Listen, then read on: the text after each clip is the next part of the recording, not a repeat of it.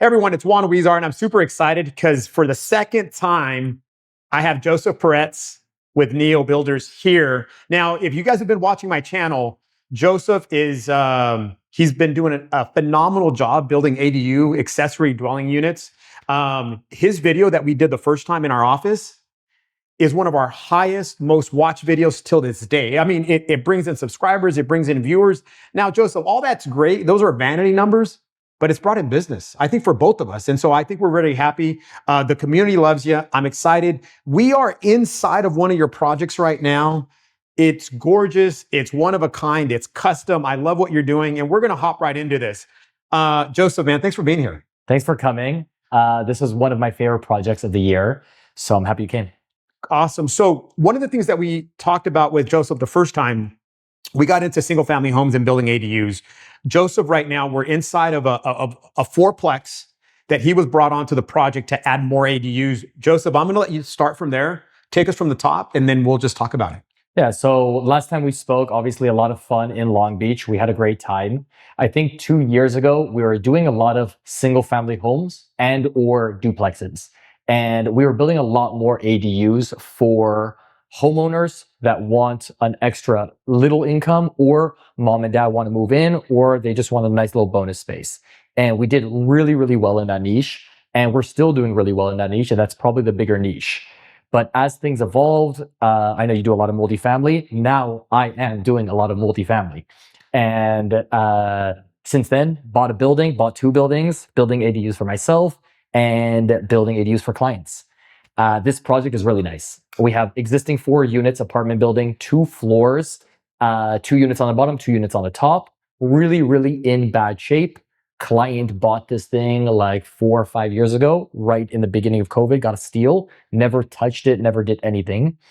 Got plans for an ADU, and plans are not nice. 16 feet, no garage on the first floor. And he called me. He's like, come build my plans. I look at his plans. This is late 2023. I tell him these plans are not good. We can do way better than that. I told him to put 2 ADUs on top of the garage. Definitely spend more money because doing that, but you get to keep 4 parking on the bottom. Gave him 2 storage spaces on the side. And if you notice, I have a nice parking spot here and a nice parking spot here. So now we have 6 units, 6 parking spots. The whole building is upgraded, and we have 2 one-bedroom, 1-bathrooms on top of a garage. Joseph, so when people buy apartment buildings, you know, one of the terms that we use is value add. And all that means, it's overly used, but the reason people want to do this is they're going to buy a fourplex like they did here. How can you make it better? So there's a couple different ways. We could remodel. We could try to get the rents up to market. So all that helps. You could also add ADUs. And so what I'm seeing, we're in Los Angeles right now, but we're seeing this in Long Beach and all over Southern California, is investors who have units, who have the space, who have garages, or there's a possibility they're adding ADUs. And I would tell you that in very few instances would I recommend them not to add an ADU. In most cases, I'm like, it's a no-brainer. If you could afford it, let's go do it for a bunch of reasons. Listen, the reason we're dealing with this is that we have a housing crisis in California. So now you are making a small difference in building ADUs. You're also creating new housing. So it's nice to bring new housing into where we're at. So there's a lot of old housing stock. And also with all that, we're investors. We want to make money. We want a return. And this is like the best way to do it. It's the best way to do it. And so I'm currently in escrow on an 8-unit building. There's 3-car garages. There's units above, so I can't build above. Okay. And I'm going to have Joseph come out and say, hey, can we sneak in a 1-bedroom, 1-bath in this 3-car garage? And I'll keep you guys posted. But not only am I telling you to do it, I'm going to be doing it. Joseph bought some units. Joseph's doing it. So this is a great way, value add. This is one of the top things that you could do in terms of a priority. Joseph, so with this specific project, I know you built 2. Talk about the new law you were telling me about. And let's talk about some of the hard stuff that we're going to be facing, because I don't want someone to think that construction is easy. We know it's hard. tell us kind of the route or the road to success on this one and some of the struggles you had along the way. Yeah, let me touch base on something you said. I think ADUs is a really, really good value add. Good for a value add, good for cash flow. We'll talk about numbers in a second. But when you're buying buildings and you're new, yeah, the easiest thing to do, the easiest project is either buy them vacant or figure out how to get them vacant, renovate them, whether it's a nice renovation or a basic renovation, get them up to market rents. That's step one of being a multifamily owner. It's a very easy value add, usually creates not so much money. You can bring in more basic contractors to do the work, and it gets done very quickly. The second level, I think, is ADUs. So obviously garage conversions are easier. New construction on top of a garage is maybe more challenging. New construction in the back is more challenging, but this is a middle project. This is what we do really well. It's middle. The second is so much harder, which is basically tear down the existing building and build new construction. So we're doing one as well, but it's just much harder going from 2 units to either 8 units, or even in some instances, 2 units to 25 units. So that's that par between building ADUs and building new construction 25 units is really, really expensive. It's really challenging, and not many contractors want to do that for homeowners. So I think it's important to figure out what bucket you're in, whether you're in the really easy, get it done quickly, in and out, 2 bathroom and 1 kitchen remodel, or you're building ADUs, or if you really want, you're building new construction 8 units plus. And there are a lot of challenges in all 3 of those options. If we want to talk about the challenges on this project or in general ADUs, look, there's a lot of challenges. It's hard.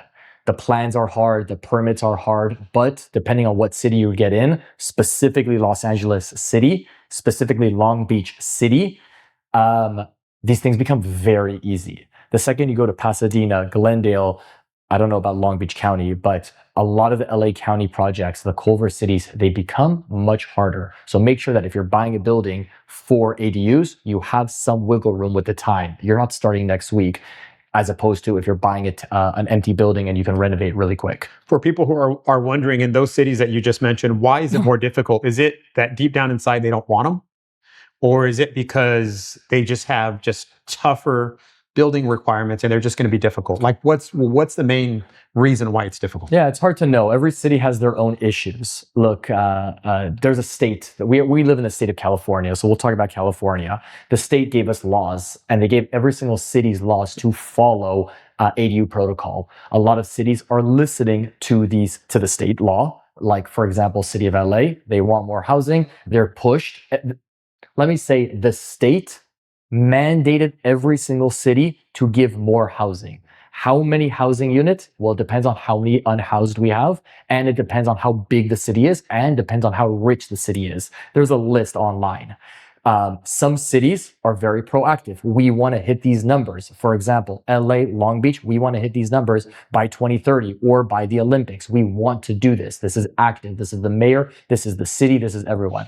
Some cities that are smaller, I won't mention them, but Culver City, the Burbank, the Pasadena, the Glendale, the Anaheim, they just don't want to build. So they take the state law, they follow the state law, but they push you and they push you and they push you and they grind you on every single thing. So it goes from getting a permit in City of LA for 3.5 months to get a permit to Anaheim that takes a year plus.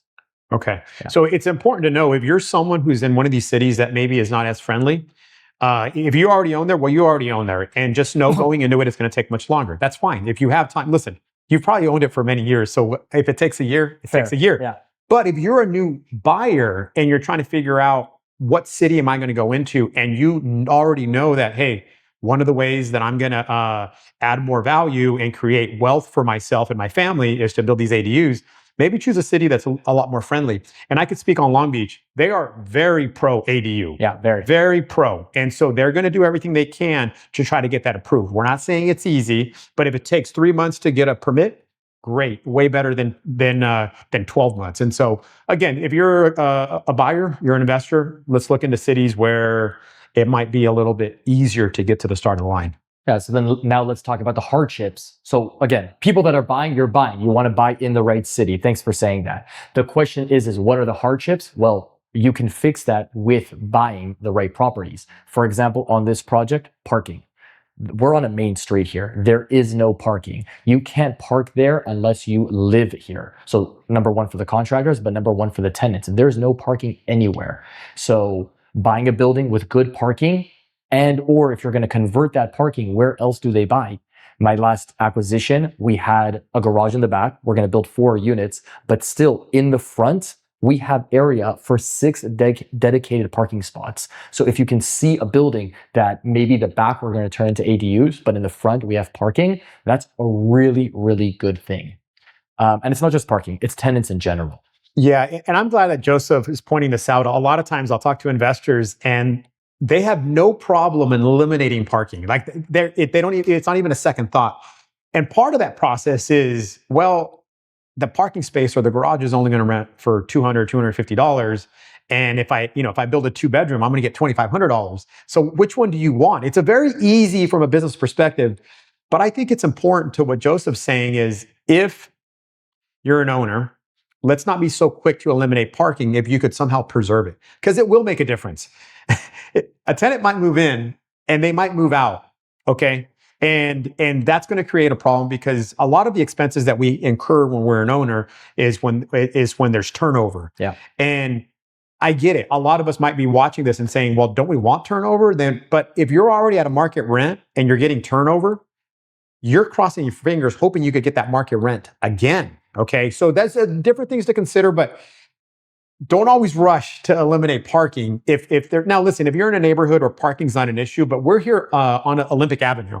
And so it's very busy. We could see the traffic behind us. And so in this case, I'm glad that you suggested to them, don't tear down the garage and build on top, which I want to get into. A lot of people are asking, hey, I want to keep my parking. I want to build on top.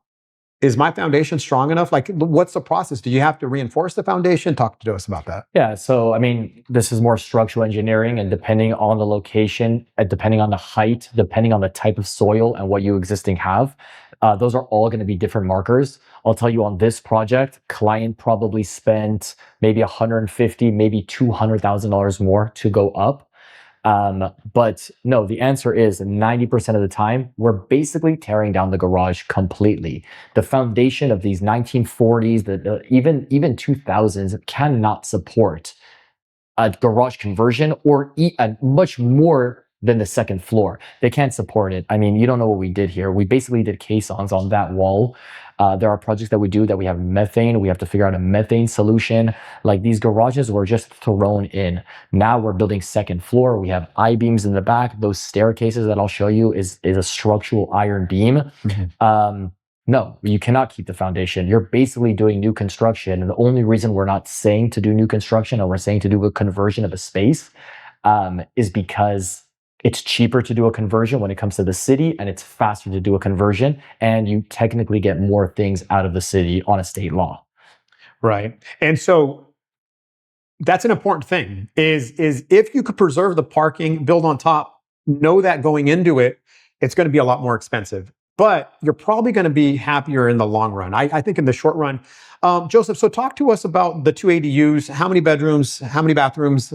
Were you able to extend out further than the garage footprint?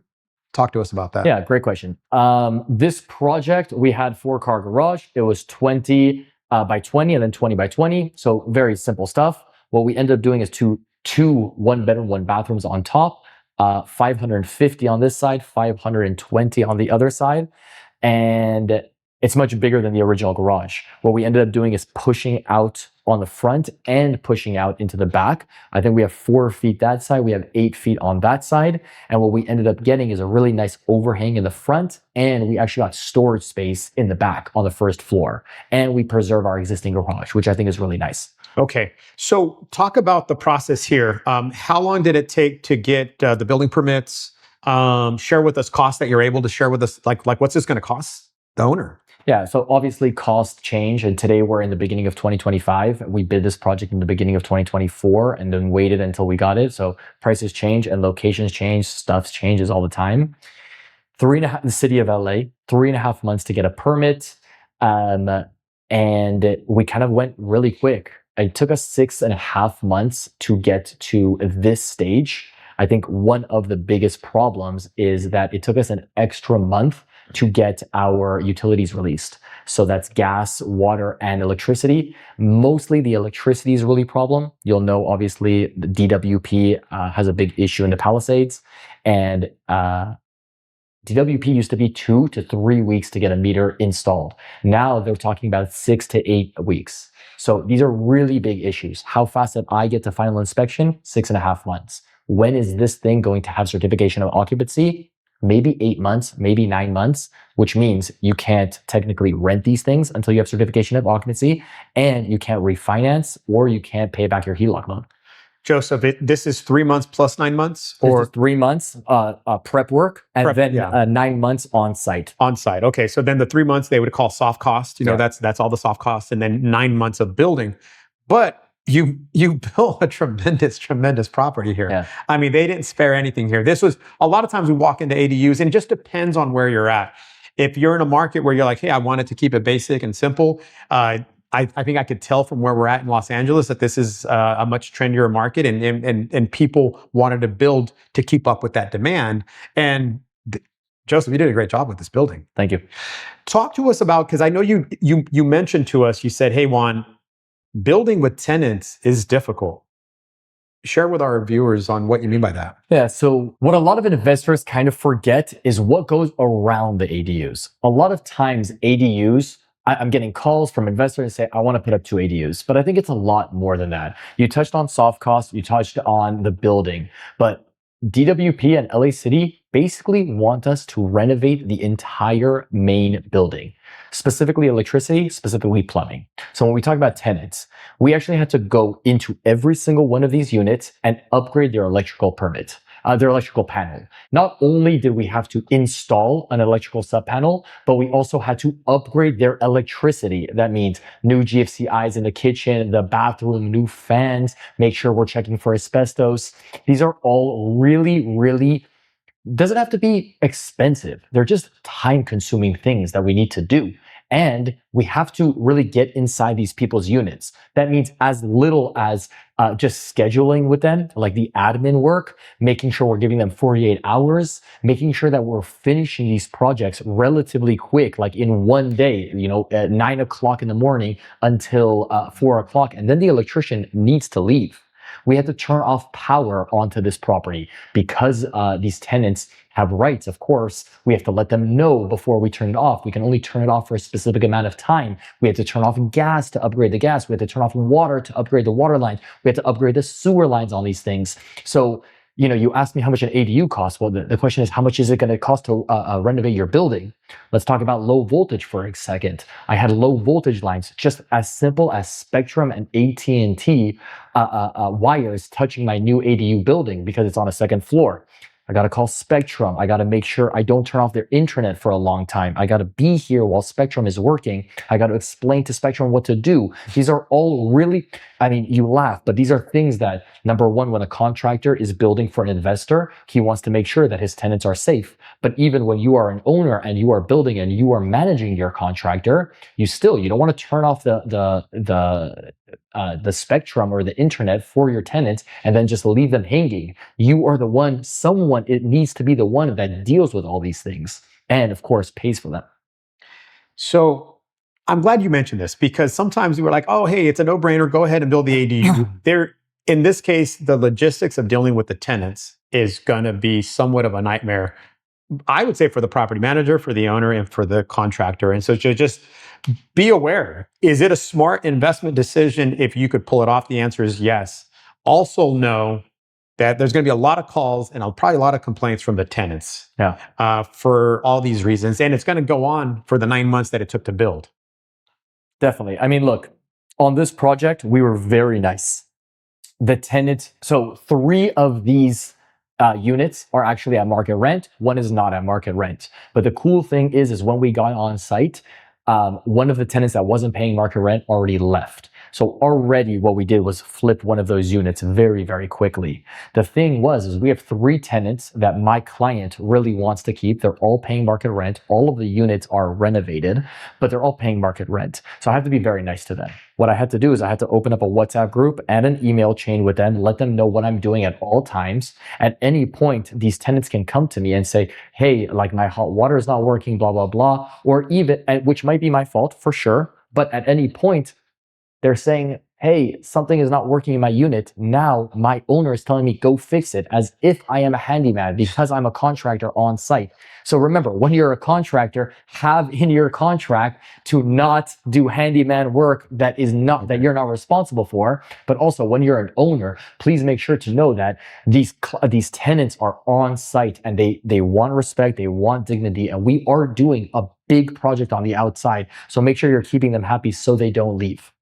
Okay. So one thing that Joseph talked about is, when you're building the ADU, this is the time that the city is going to really tighten the screws. Yeah. And they're going to say, because the city, they're smart. They're going to say, this is the one way that we're going to force to get upgrades on an older building. Yeah. And so this is going to happen in any city. And so I'm sure this is the main motivation is, sure, we'll give you your ADUs, Mr. and Mrs. Investor. We'll give you that. But now we want new electrical panels for the building. Yeah. And I've seen this, now that we're selling buildings and we get a listing and it's so many units plus ADUs, and I look at the electrical panel and it looks like it belongs in an industrial building. It's so heavy. And we saw this here, not just sub panels, because sub panels to me aren't that scary. This is like all new meters in the boxes. And I don't know what they're all called, but I'm like, oh boy. That's going to cost money. It's going to cost interruptions to the tenants. So sometimes just know going into it, there's the ADU cost,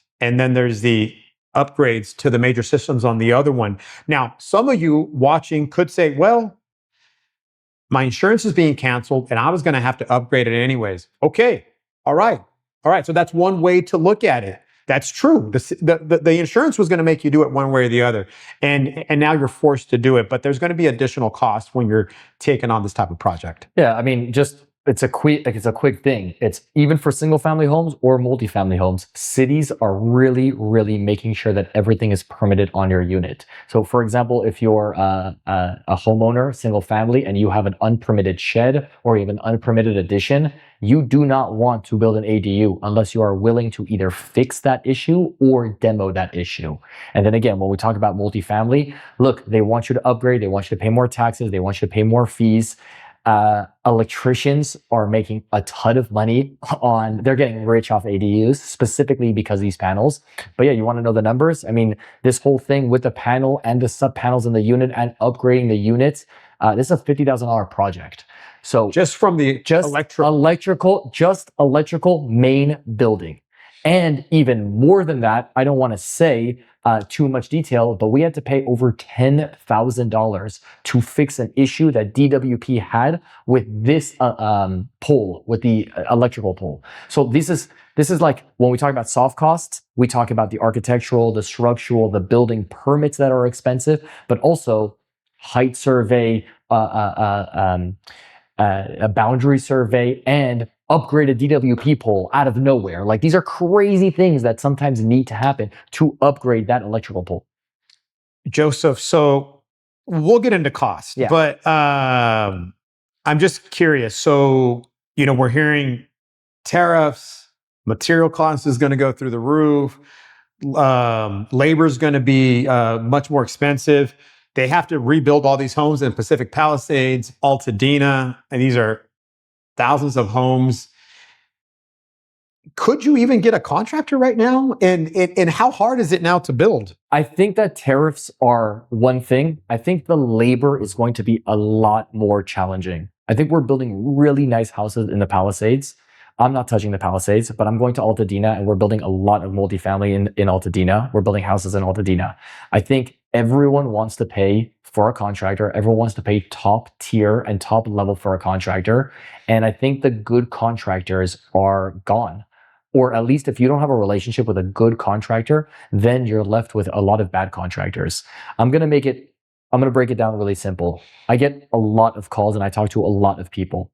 There are subcontractors that I have blacklisted on my phone. I've used them, I've saved the number, I have them, I have paid them money, and they are bad subcontractors. These people are calling me all the time. They need work. Bad subcontractors need work. And bad general contractors are looking to me and saying, hey, do you have work for us? We'll even sub you. A lot of them. And then the good contractors, right now, they are so busy. We are really busy, thank God. I'm very happy with where I am. I pray that everything works out well. And I have a lot of friends that are doing really good work, really good contractors that are just so busy, and especially 2026, 2027, 2028. So I'm thinking labor. Labor is going to be really important in the marketplace because materials we'll figure out different types of materials. Humans evolve and materials evolve, especially the fire rated walls, especially the fire sprinklers. But labor is something that will not evolve unless we seriously figure out a way to bring a new labor force in here. And that's because the people in the Palisades, and the rich and the famous will build houses for expensive at any cost. And what's going to be left for Altadena or City of LA or even as far as Long Beach is going to be either secondary contractors that want a piece of the pie, but they really are secondary contractors, or more important, secondary subcontractors that just have not graduated to a level of building ADUs, of building buildings, of building single family houses. Be very, very worrisome if you plan on building a project and contractors that are building those types of projects do not want to take your project, and you are going to a secondary contractor that has been building maybe kitchens and bathrooms for a little bit of time, and now he's telling you he can build buildings or he can build multifamilies. It's a gradual step, and every single one of us is all going to take a big step forward and build up LA, but make sure that you're picking the right contractor or at least have a good relationship with him. Joseph, when people talk about building, sometimes they'll they'll throw out some numbers, and I'm not going to hold you to them, but what's the cost of building in 2025 per square foot new construction? Yeah. More or less. Yeah. Price per square foot is really hard because I think it depends on the type of square footage. Right. I won't hold you guys too much. This is a $550,000 job. The electrical panel is a $50,000 job. The main building was $65,000, and then upgrades on that was another $25,000, $35,000. Soft costs were anywhere between, I think it's like $25,000 or $35,000. Depends on that. So that's your project scope. All of it is 550, or it's 550 plus all the things you mentioned. 550 plus. It's a $750,000 job that we did here. Okay, give or take. Got it. Okay, so $750,000, but we're ending up with two beautiful units. We're preserving the garages. He built storage behind the garages because earlier on he said that they actually went bigger on the upstairs units, and so then they had to support it, and so why not use that space? And they made this asset, the existing fourplex, with all the right improvements that are going to be great for the next 40, 50 years. And renovated the third unit. So it's expensive. It's expensive, but I'll say it depends on the price and the type of square footage that you have. The type of square footage that you have really, really changes it. If this was not second floor and it was two garages, these garages looked pretty good. I would cut that number in half, even more. And I think that if the client or the investor here didn't want to do all the hardscaping, all of the landscaping, we wouldn't have had the DWP pole. We wouldn't have so much. So it's really hard price per square foot. It depends on price per square foot per project. If you can, let's just talk about someone owns a fourplex. They have garages in the back, and they're going to make, say, 2 ADUs with the garages. They're not going to make them any. They're not going to extend them. What would something like that cost? I mean, even if it was like a 2-car garage turning into, I don't know if you could get a 1-bedroom in it, or a studio, but what does that cost if someone says, you know what, I'm just going to add 1 unit. I'm not trying to go grandiose. I just want to add 1 extra unit. I want to do my job. I want to build an ADU. I want to add value, but I don't need to maximize. What would something like that go for now? It really depends on the type of square footage, and it depends on the type of project and existing site conditions. But look, average 2-car garage, 1 bedroom, 1 bathroom is probably $130K plus. So again, the plus is so important. What is the type of foundation that you have in the garage? What is the existing site? Do we have to upgrade anything else? Do we have to do hardscaping, landscaping? Do we have to demo, remove trees, whatever it is? So it is a plus, plus, plus. 4-car garage into 1 unit might be 200K. So you double the square footage and you only pay 25% more. That being said, 4-car garage, 2 units might be 250, maybe $300,000. So I think, again, every single project is very different in every single location.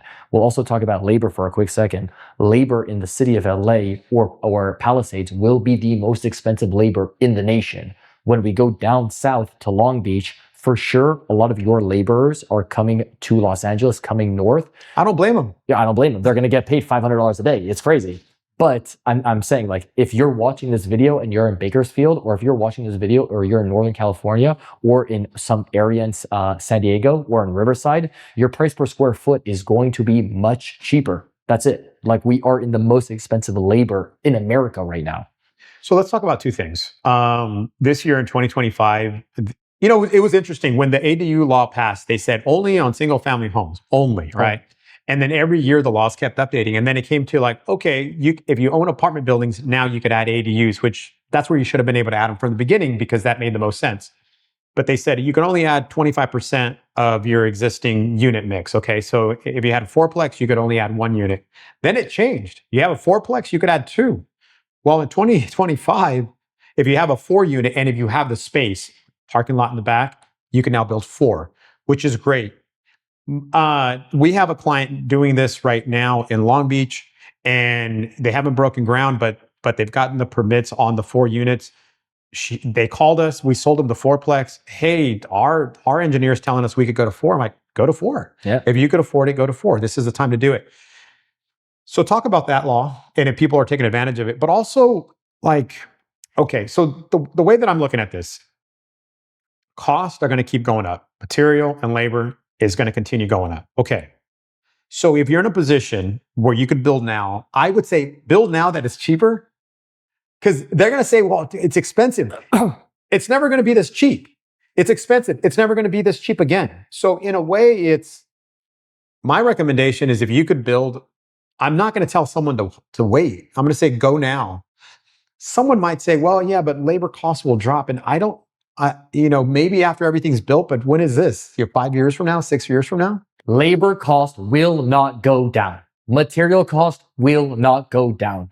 They're just getting more expensive. It's crazy. From the beginning of my career to 2020, labor cost doubled. From 2020 to 2025, labor cost is probably 60, 70, 100% higher. Labor cost tripled in the last 10 years. I swear, it's crazy.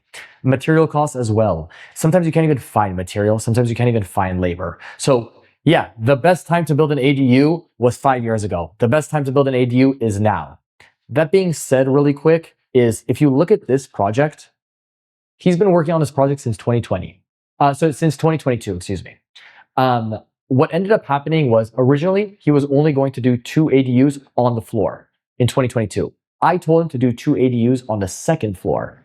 But if he would have called me today, which is basically a year and a half later, I would have told him, forget the garage on the bottom, build 4 units. So in one perspective, I hear it.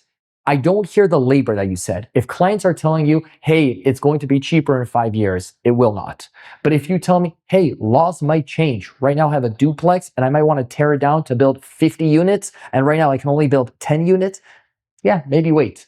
But for the simple investor that wants to get in and out, yeah, build it now before it's too late. I promise you it will not get cheaper. You're talking about a new law. It's called SB 1211. It's probably the biggest law. It's the biggest change since 2020. It's huge. It basically is 1-to-1 units up to 8 units. So if you have a duplex, you can build 2. Triplex, 3. Fourplex, 4. 5, 6, 7, 8 units. You can build the exact same. I think it's going to be the right thing to do. And there's only 2 caveats. Make sure that if you're buying these spaces, you have a really big backyard. It's easy to say, oh, I have an 8 unit. I want to build 8 units. But remember, it has to be detached. That means if you have an 8 unit apartment building, you better have 5,000 square feet, 10,000 square feet in the back if you want to build 8 ADUs. Mm-hmm. Or on the flip side, if you even have a fourplex, you still need 8,000 square feet. So make sure you're buying things with big backyards. Joseph, a lot of people, ADUs is blowing up everywhere. What's the best way for people to contact you? Because Joseph's in a situation where he's very popular, both on Instagram, both on YouTube, and a lot of people are calling him and saying, "This is what I have. How much you're going to charge me?" And listen to what he's saying is like, he could give you a ballpark figure, but to really give someone a ballpark range, do you have to go on site, Joseph, to see it, or do you Google Earth it? Like, how do you want to do it? How far will you go? Yeah, so it's a good question. Look, the best way to reach me is josephperetz.com. Over there, I have you can schedule a free 15-minute call with me. I'll take the calls. I personally take all the calls. I like the calls. I do my first call on a phone, whether or not I want to work with you, whether or not you are the right fit, or even if your project makes sense, I will guide you for 10, 15 minutes for free. I'm happy to do it. I like it. If it goes above that, the next step is really either A, coming on site, B, looking at the plans in detail, or C, as quickly as, okay, we can get started. I know the project. I know the area. I know what you have. You've explained it very well. I've been on Google Earth. Let's do a design contract. Let's go get a survey done and let's start this architectural plans. But for the most part, what I like to do is I take a first call. If I'm interested in the project, if the homeowner is interested in me, I will come on site and we'll figure out what the best scenario is for you. I do this for free. I like it. It's part of my business model. As for how far I'm going, look, thank God I'm doing very well. So I want to say that I'll go as far as life will take me, but I'm not really expanding. I'm taking a lot of Los Angeles projects. They're very easy. They're efficient. Los Angeles really likes ADUs. I like Culver City. I like Inglewood. I like Burbank. I sometimes like Glendale. I have a lot of projects in those areas. I do Beverly Hills a lot, and I do West Hollywood very little, but it's in my area. I'm happy to do it. I'm a 405 to 101 to the 170 kind of guy. That's all I'm at. Got it. And I mean, right now you're busy on multiple sites. Do you want to take in more calls? Yeah, look, I'm here to help everyone. ADUs changed my life, so I'm here to help everyone. I have a course on how to build your own ADU, how to save $20,000 on the course. So if you go to my website and you're out of Los Angeles, or you don't have the budget, or you want to do it by yourself, you buy the course is a couple $100. You learn how to save $20,000 on a garage conversion. And we're doing a secondary course on how to build multifamilies as well. So, there's something for everyone. At the end, I say a lot. When I was younger, no one wanted to train me. No one wanted to help me. No one wanted us to be part of this business. And a lot of contractors still are like that. ADUs gave me a different life, a different career. ADUs changed my life. Like, I'm happy to share ADU content on YouTube for free. I charge a little bit of money for something a little bit more in depth. I take free 15-minute calls, schedule them. I'm happy to help everyone, really. I want to see more ADUs. Yeah. Joseph, I'm going to give you the final word. And if there's anything that I missed that, like a commonly asked question that you get, please feel free to share it. Yeah, I think the biggest thing is, what can I do on my project? I think the best way to do it is to call local people, local architects, local contractors, and your city to figure out what you can do. Today, there are so many different options, both on single family and multifamily, and it's hard to navigate. Go down, do some research. You are the owner of your own property. Go down to the city and tell them, this is what I have. What can I do? Not this is what I want. What can I do? Give me some options. And if it's going to cost you $200 for someone to speak to, maybe an architect, or maybe you have to do office hours with an inspector, do it. Don't expect things for free, because a lot of times I get these calls like, hey, you're the 6th contractor that called me and you're the only one that's telling me I can do 4 units. And I'm like, yeah, you can. I know you can. The other 6 contractors, maybe they don't know. Maybe you were rude to them, or maybe you expected something for free. Go down, do your homework, keep doing your homework until you figure out what works for you. There you have it, folks. I hope you guys enjoyed the interview with Joseph Peretz, Neo Builders. Joseph, dude, thank you so much, man. It's been an honor to work with you, to see your growth, see your success. You're married now. Congratulations. Thank you. And we're entrepreneurs. We're doing this. We both understand that this is hard work. Being on camera is something, Joseph had visions of being a contractor and doing this stuff, but at no point did he think he was going to be on camera doing interviews like he does today. But now it's part of our business, and we've had to adapt and incorporate all this. And so, for me to see another fellow entrepreneur doing it, I tip my hat to you, and it's cool to see the success. I'm glad that you're busy, and make sure you follow Joseph on his YouTube channel. We'll make sure to have it in the link. Make sure to like, comment, and subscribe. Support Joseph's business. Give him some referrals. Give him some leads. Let him know that you heard of him. You probably already knew him without this video, but let him know that you saw him on Juan's video. And thank you guys so much. Until next time. Thanks, guys.